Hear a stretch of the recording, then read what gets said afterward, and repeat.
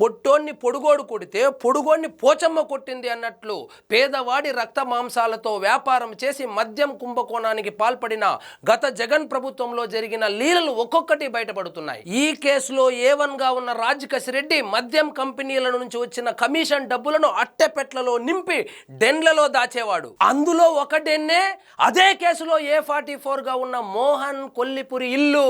మోహన్ కొల్లిపురికి అనిల్ కుమార్ అనే ఒక అన్న ఉన్నాడు. ఆ అన్నకు కాలు విరగడంతో అదే డెన్లో ఉంచి హైదరాబాద్ లో ఆయనకి చికిత్స చేయించాడు. అనిల్ కుమార్ కి రష్మిత అనే ఒక ప్రేయసి ఉంది. ప్రియుడి కాలుకి దెబ్బ తగిలింది, అల్లాడిపోతున్నాడమ్మా అనిల్ అని చెప్పి పరామర్శకు వచ్చి అట్టపెట్టెల్లో ఉన్న డబ్బులను పసిగట్టి మరో ప్రియుడు ఇర్షాద్ అహ్మద్ సహాయంతో 6 బాక్సులు కొట్టేసి ఇర్షాద్ అహ్మద్ ఫ్రెండ్ ముబారక్ ఇంట్లో దాచిపెట్టింది.